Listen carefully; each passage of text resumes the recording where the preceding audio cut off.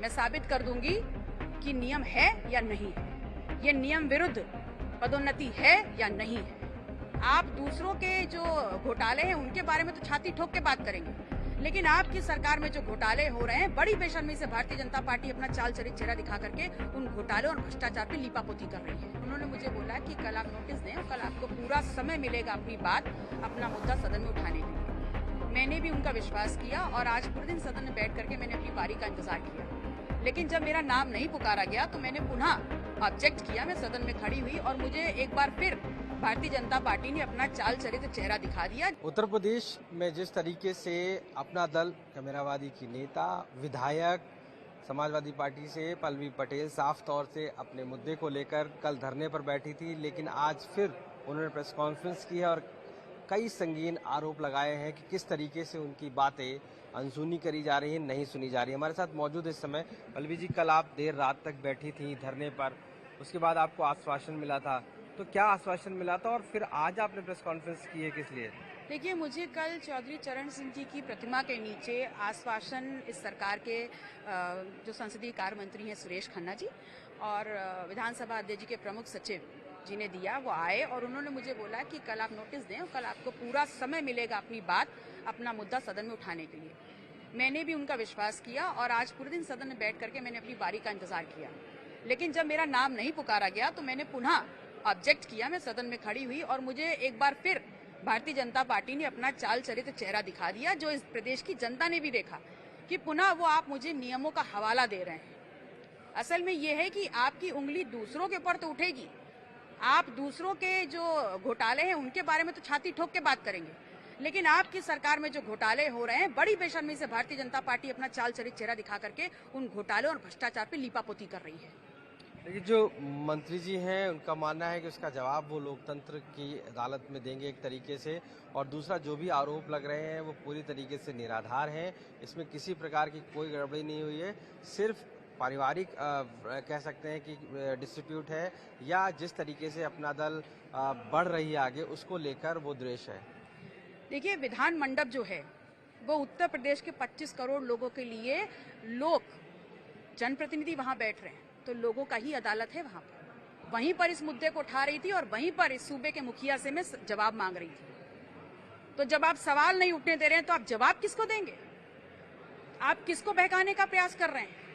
आपके मुद्दे में लोगों की हित है ही नहीं।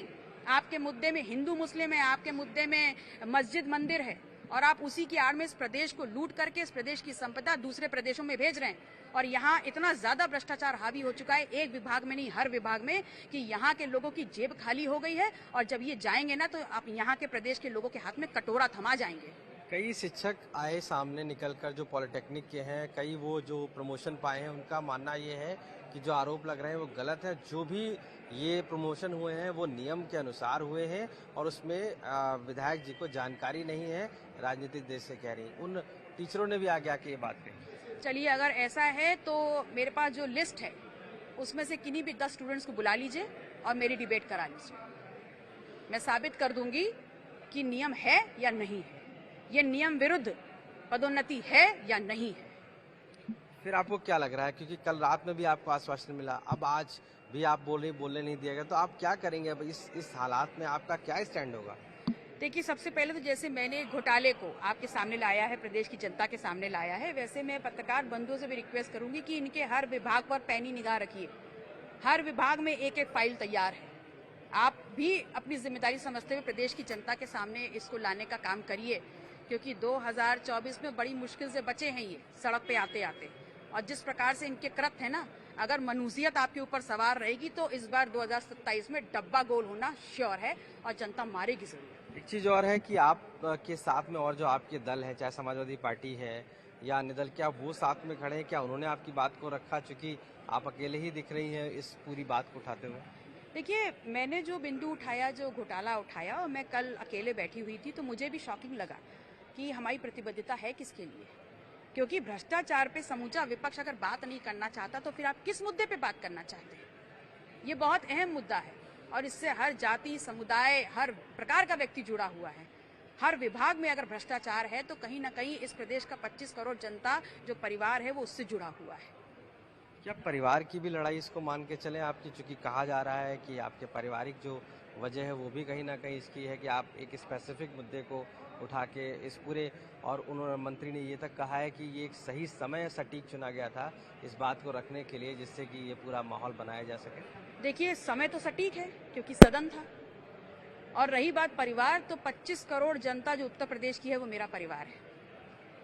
जो यहाँ भ्रष्टाचार को भोग रहे हैं उसमें से कहीं ना कहीं मेरे सगे संबंधी भी हैं। तो अगर मेरा भविष्य बर्बाद होगा, मेरी पीढ़ी बर्बाद होगी, तो मैं सवाल क्यों नहीं उठाऊंगी।